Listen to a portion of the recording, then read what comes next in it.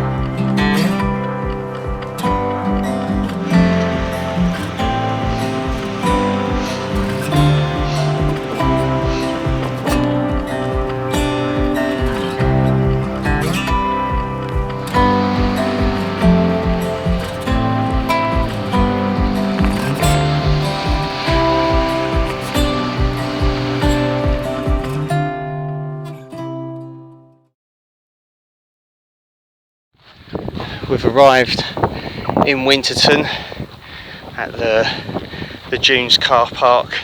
Ahead of us is the Dunes Cafe.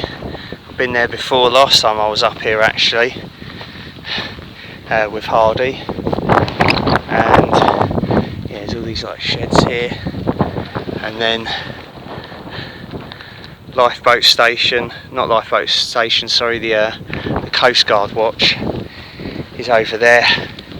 The rucksack does feel a bit lighter, but I don't know, I think the rucksack's slightly too big for my back, because it's a frameless pack.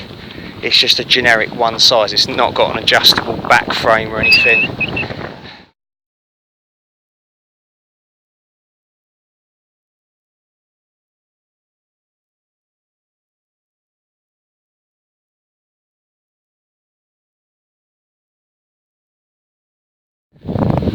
Last time I was here, I filmed a little bit of this in the video.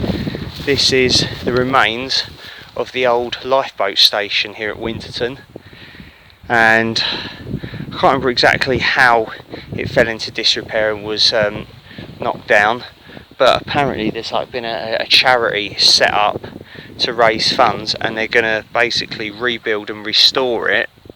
Don't know if it's going to be operational or whether it's going to be like a museum to the history of Winterton lifeboat, but yeah, thought I'd show you that. That's pretty cool. So they're actually, as I say, taking steps to restore it. And then I think just up over the dunes there is the ROC post, Royal Observer Corps bunker from the Cold War. The Cold War era ROC, Royal Observer Corps post bunker here at Winterton. So briefly showed a bit in the last Winterton video I did. What I like about this one is it's still got the original compound fence, or the fence posts anyway. You don't see that on too many of them, and it's up this sort of rather ominous, eerie looking little mound. And I believe this one is sealed up still. If it's open, I'm bloody going in it, but I'm pretty sure it's sealed up. Oh, and you can see the water sump there. Yeah, see they've filled in the hatch, concreted it, but it's got quite a few bits still intact, like your fixed survey meter, bomb power indicator, all still present, which is pretty cool. The ventilation shaft has seen better days. They've blocked all that up as well. And then over there is, I think, the remains of an oar-lit tower for spotting enemy aircraft. Pretty cool though, good view for this one. So I think this is the remains of an oar-lit tower. Some kind of structure. It's not up on stilts. This is, usually if I come around this way you'll get a better view of it.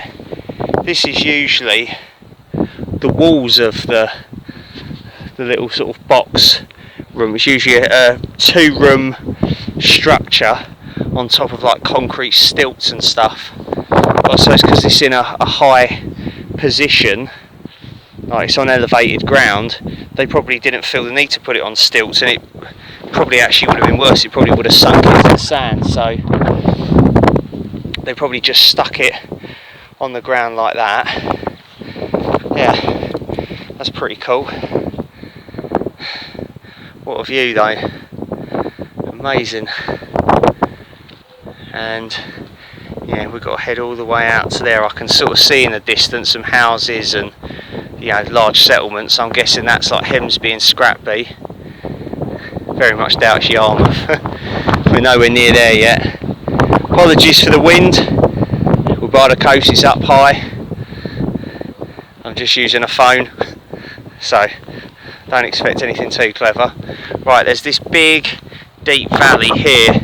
Hardy says if you walk along that, it saves your feet, it's easier going, so I'm going to stick with that, and that should take me into Hemsby and Scratby a lot quicker, where I'm meeting up with him and he's going to replenish my water supply, etc, etc.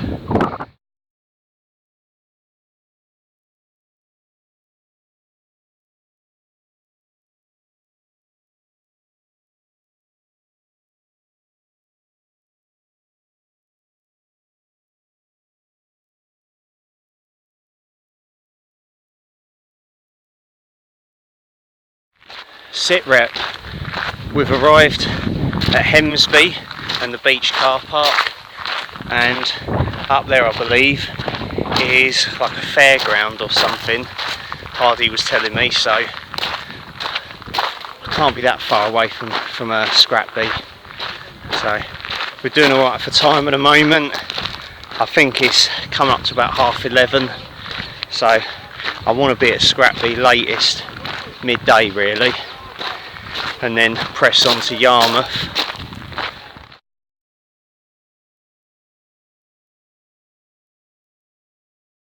So we've just passed through Hemsby and I've stopped at one of the little kiosks there and got a can of Apple Tango and a can of Coke. I think I'm going to have the Apple Tango first. It's the simple things in life.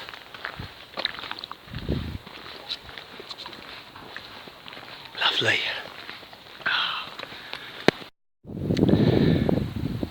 Guess who I bumped into again? We've got to stop meeting like this. Yeah. No, Hardy's like 5 minutes up the road, so he's just come to replenish my water supply and stuff, and battery pack, stuff like that really. So cheers again, mate. And you'll be seeing Hardy tonight. We're doing a wild camp, aren't we? Sort of Hopton-ish area. We're going to see how we get on, so I've got some mileage to do. I finally found the hat that I'd buried at the bottom of my bag. Still got my can of Coke, and yeah, plenty more water now. So we're going to be heading into Yarmouth. Dun, dun, dun. You'll see Hardy later.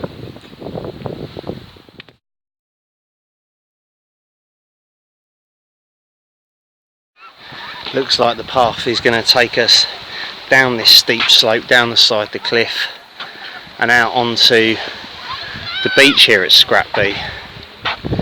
Once again, it's busy, summer holidays.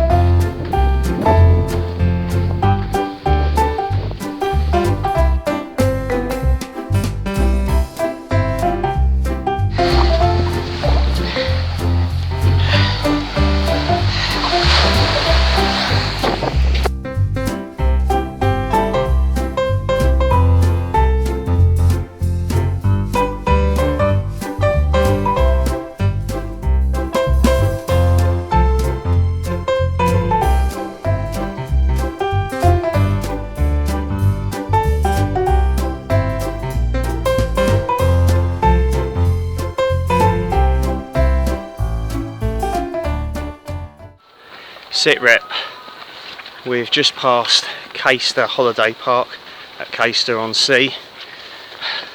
Not far from Caister Point, and then of course we'll be at Yarmouth. It's been a lot of sand walking, and that has really slowed me down. But I found this little path that I'm on at the moment. It's quite overgrown. I think it probably is like the non-beach route for the coast path, because there's kind of two routes. You can follow the beach directly, or you can follow like this slightly further inland route.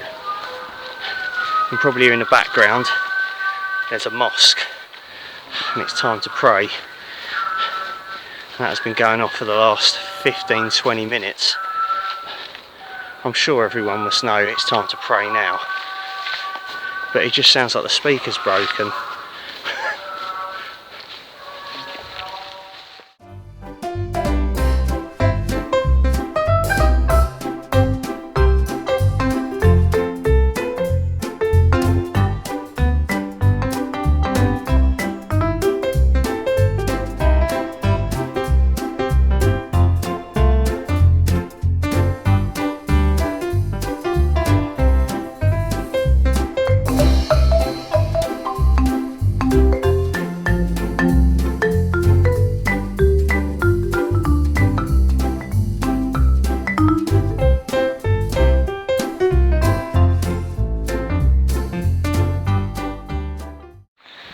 So Caister Point is 1 mile that way. The rain's really coming down now, but I think we're in Yarmouth. Right, waterproof's out.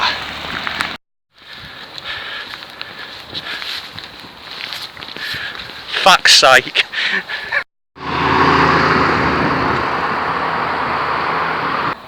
I'm on this really long, boring, straight pavement into Great Yarmouth at the moment.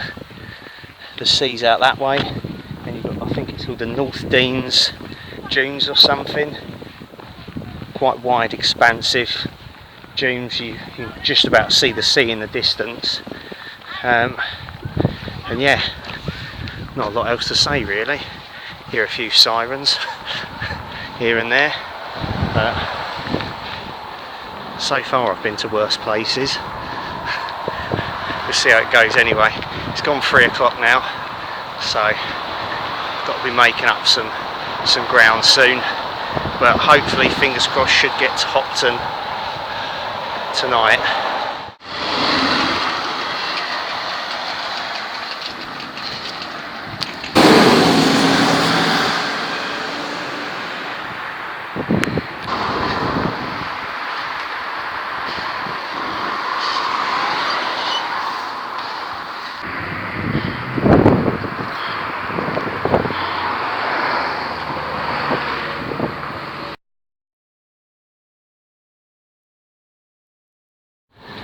We're definitely in Great Yarmouth now. The lap dancing club's behind me. That says it all, doesn't it? Right, let's just try and make it through Yarmouth as quick as we can. There's a Britannia Pier over there. Sign of things to come. Right. It's a big old lap dancing club. Strip club we're calling it, okay? Let's just be honest. Right, I think we're in the centre of Yarmouth now. Yeah, the pier's over to my left. We've got to find Regent Road. I'm getting some proper weird looks from people here. Proper weird. Let's just get out of here. Keep walking.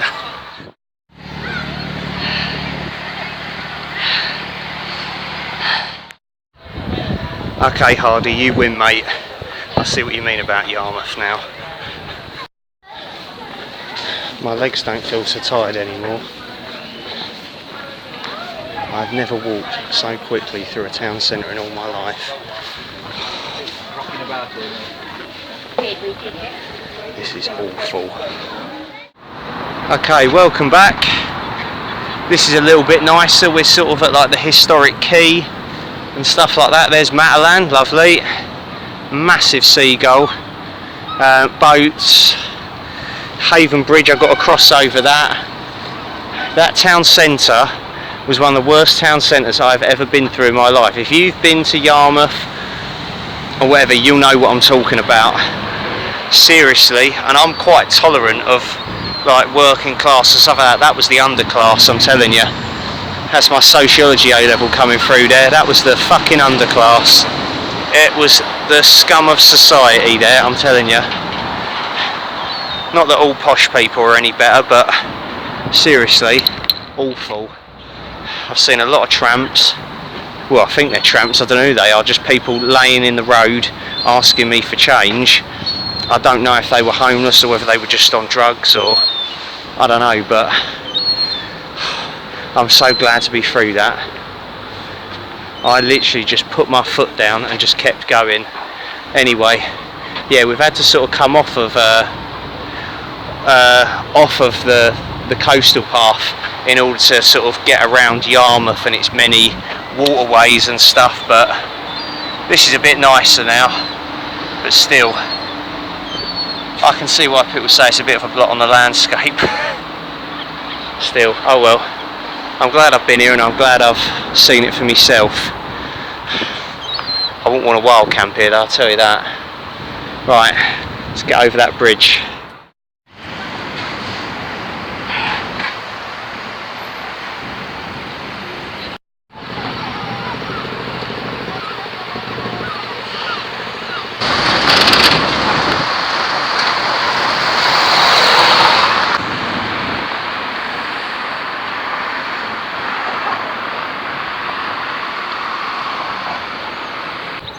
I swear, even in Yarmouth, the seagulls will go, fuck off, I'm not eating your chips after you've touched them. Coast Path is saying to go down here and then follow what looks like the towpath of the river. This is Williamson's Lookout. Okay.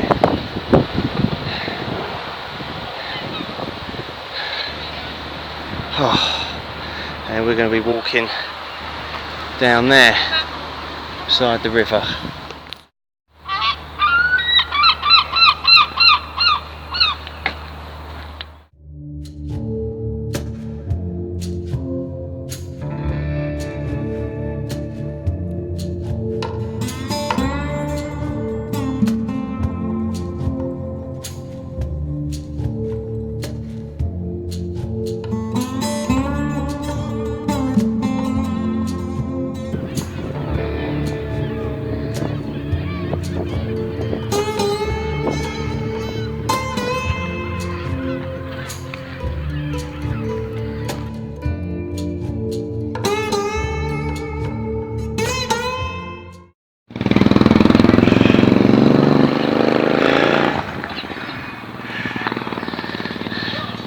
We're definitely in Gorleston now.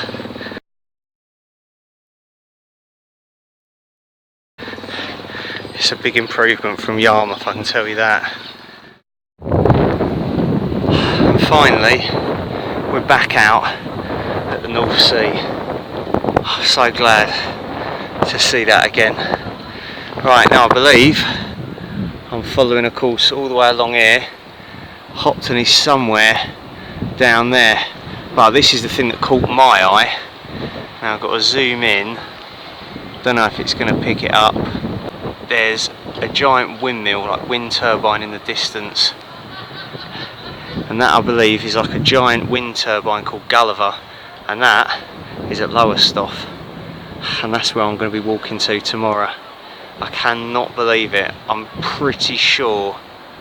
So I'm going to be meeting up with Hardy soon anyway, and somewhere at Hopton, I don't know, so not far to go.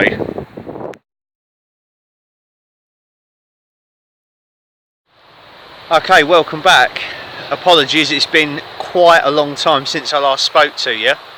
Me and Hardy had planned to do a wild camp at Hopton tonight, sort of kind of near the beach, you know, on the coast, and he basically called me up and said, mate, keep walking to Corton. I went, why? And he goes, because the spot where we were gonna camp near Hopton or near Gunton, I think, is basically it's fallen into the sea. The coastal erosion there is really, really bad. So yeah, the spot had actually disappeared. How cool's that? That's a bit different. And he said, yeah, you know, just keep on walking. It's not far to get to Corton, and we'll find someone to camp there on the beach. So that is where we are. Hardy is here. Hey. He's back again. He's stalking me. I'm joking. Anyway, and we've both got our Helm 1 tents, his and hers, tonight. We found this little tiny spot, kind of off of like on top of like the sea wall, the sea defence thing. Bit of grass, relatively flat spot, and we've got the beach here and here, of course. So Great Yarmouth is back that way. I'm glad I've left that behind now. And over here, that's where I'm going to be heading tomorrow. Now, as we're at Corton, I've got like a mile, maybe a mile and a bit, literally hardly anything. It's probably going to take me an hour tops, maybe a little bit more if I'm filming, to walk to Lowestoft. In fact, I can see what I mentioned earlier, that giant wind turbine called Gulliver, and that's at the most easterly point in the British Isles, I believe, and that is Lowestoft. And I'm probably going to finish the walk there and then head to the train station to go home. So I've not got far to walk at all. It's literally so near yet so far. We've sort of really had to sort of scout around here looking for a location, and in the end we settled with this one. I was like, that'll be fine. As you can see what Hardy's doing, I'm going to be doing the same. We're going to start getting all the stuff in the tents. We've cracked open a cider already. Hardy's very kindly bought me another Rosie's Pig rhubarb cloudy cider, and I've got us 2 Thatcher's rosé ciders as well. We've got some food to cook up. I'm starving. I've picked up some after sun for my sunburn, and yeah, and got the ciders as well. So yeah, we're all good. But I am shattered now, and it feels like I've completed this trip. But it's that last little bit to do tomorrow. So it's going to be a good camp. Looking forward to this one. Hardy's looking forward to it. It's his first. This is his first Suffolk wild camp, because technically we're now technically in Suffolk. We're very close to the Suffolk-Norfolk border, so this is his first Suffolk wild camp, I believe. It is. It certainly is. It's just gone 11 PM now. It's been a relaxed one, this, so apologies I've not really filmed a lot and stuff. I had a really good MRE dinner. This was I think it was a British Army ration pack. It was sausage casserole. Hardy kindly gave me the tortillas out of his US MRE, so I had those with the sausage casserole, cheese spread. Oh, it was brilliant. I've had a couple of teas, a cider, and then I've got a mint flavoured hot chocolate, centre of the screen, and Hardy's, I think it's oatmeal chocolate chunk cookie that he doesn't want. So I'm going to have that with a hot chocolate before I go to bed. I think I've just got a boil on. The Trangia's been working brilliantly. There's like no wind here at all. We're sort of in a little sheltered spot, I think, and we've been just chatting away. It's been really nice. So yeah, I had a relaxed one. I'm shattered anyway, so looking forward to getting a good night's sleep. We might be on like a slight slope sort of down towards the camera, but it's not too bad. I sort of laid down it before I put the tent down, and it seemed alright, but you never know until you're on your mat, I always find. But anyway, yeah, no, we should be fine. And Hardy's already in his tent. I think he's gonna call it a night soon, so I'm just gonna have this, probably sit out here for 5 more minutes. So we're both in our respective Helm 1 tents now, his and hers. It's gone 11:30 now. It's getting on to sort of near midnight. I'm quite aware of how red my face is from sunburn. It looks absolutely awful. Looks like a bearded tomato. Yeah, we're going to get some sleep now. We can hear some kids that have come down onto the beach in the distance, so we're sort of trying to keep all the lights down low and hopefully they won't know that we're here. We've got our heads facing away from the footpath, so as Hardy said, they can't kick us in the head during the night, which I thought was quite morbid. Yeah, we're going to try and get up for around 5 AM to catch the sunrise, possibly then go back to sleep for a couple of hours. We'll see. I've said that every single morning so far and there hasn't been a sunrise, so yeah, it's been good though. I am on a bit of a slope here, but when I lay down flat it's not too bad, but I can sort of feel like gravity is in the favour towards the sea, but no, it should be alright. I think I'm tired enough that I'll just sleep anyway, so yeah. So if nothing happens during the night, I will speak to you in the morning. Say good night, Hardy. Good night, Hardy. Night, everyone.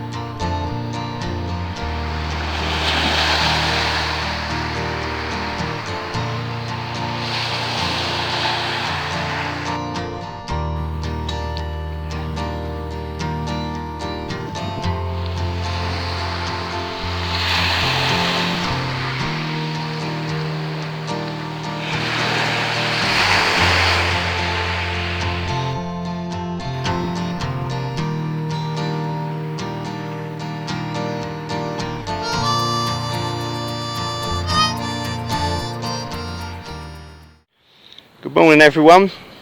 As you can see by the mess, mainly on my part, we're starting to pack up and slept well. Yeah, it's very nice. All good, yeah. Hardy's got to protect his neck because he's got some serious sunburn, like ridiculously bad. Like, was it a 2nd-degree burn you got? Nearly Yeah. as much as your nose, Rudolph. My nose is awful, apparently. Yeah. See if you can.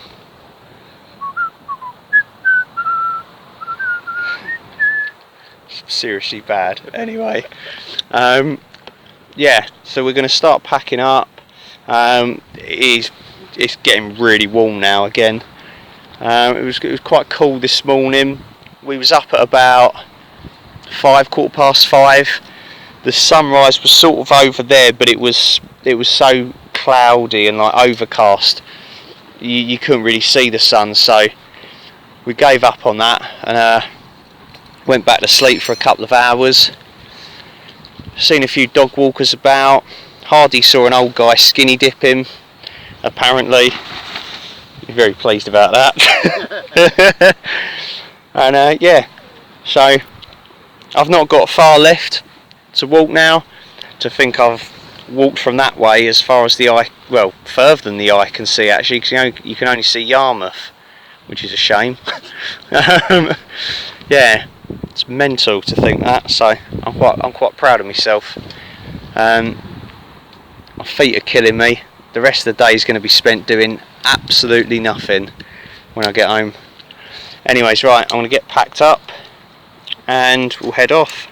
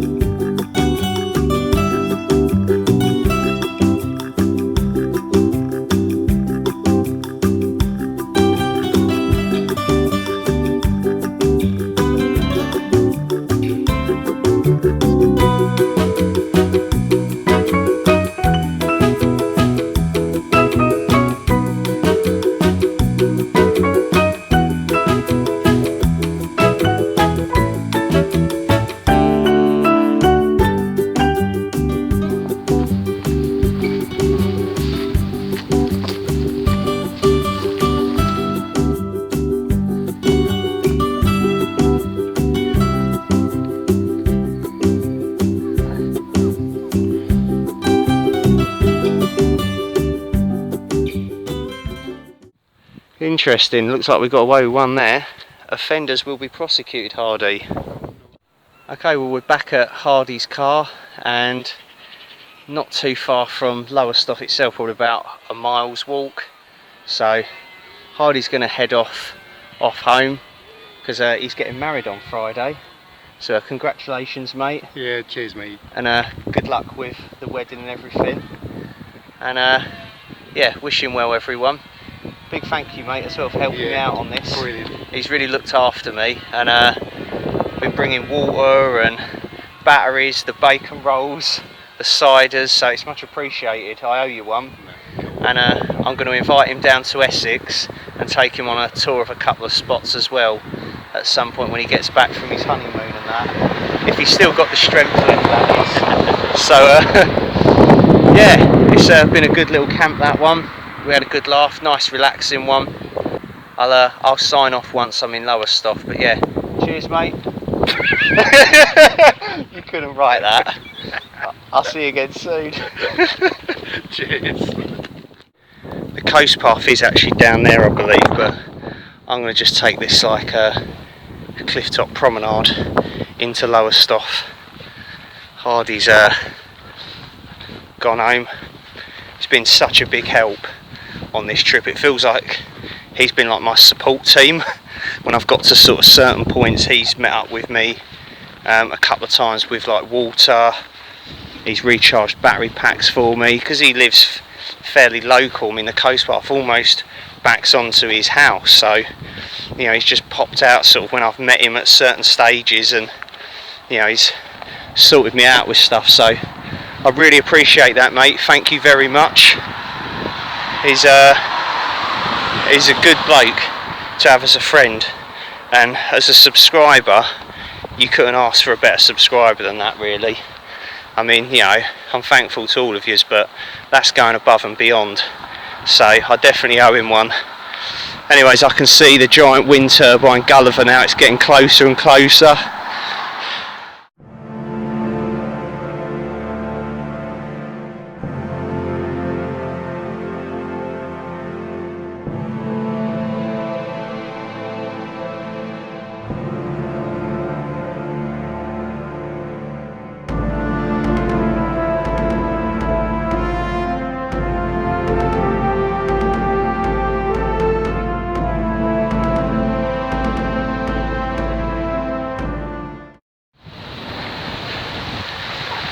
So behind us we've got the giant wind turbine called Gulliver, and we're on this massive disc here, and this is Britain's most easterly point, and I think that means this is the end of our journey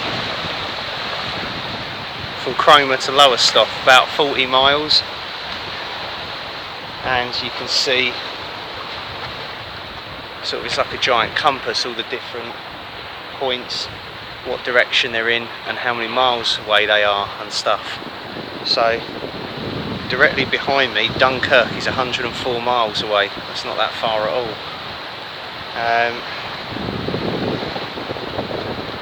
That's pretty cool, that. As I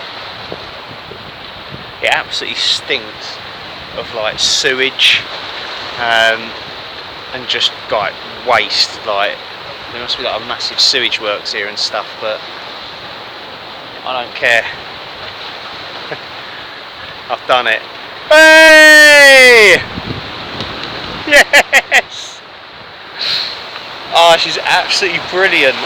So not only have I finished the Norfolk Coast Path, but by doing Cromer to Lowestoft, I have now walked the entire East Anglian Coast, like Tilbury, all the way around to the wash at Hunstanton. Yeah, I mean it's taken me like a few years to do it, but I've done it, so I'm proud of that. Yeah.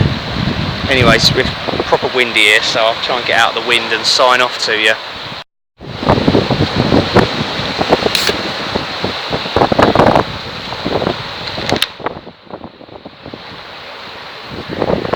I don't care that it's 11 AM, Thatcher's Rosé cider to celebrate. Cheers everyone. Ah.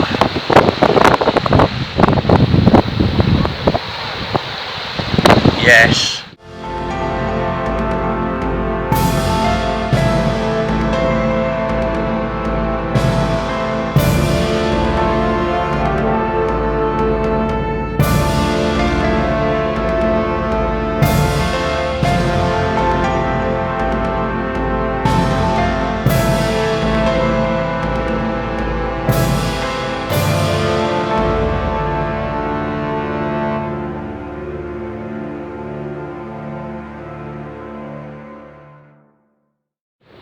It's with sad news that I've got to inform you that is the end of this video and this series of videos. I hope you've enjoyed it. I certainly have. This has been a pretty special one for me, as I say, to have finally completed the entire East Anglian Coast. Something I'm really proud of. As I say, it's been a lot of years in the making, and this was the final part of it. So to say I've done it, and to be here at Britain's most easterly point at Lowestoft, really proud of that. So thank you very much for watching. Thank you for all your kind support and messages on Instagram and the channel, wishing me well. It's been a good one. So until next time, take care of yourselves, look after each other, stay safe. And remember, the only things that you'll regret in life are the things that you never got to do. So get out there and do stuff, okay? Walking, wild camping, exploring stuff. Just do it, because life is far too short, okay? I feel honoured that people have been inspired by the channel. Bye!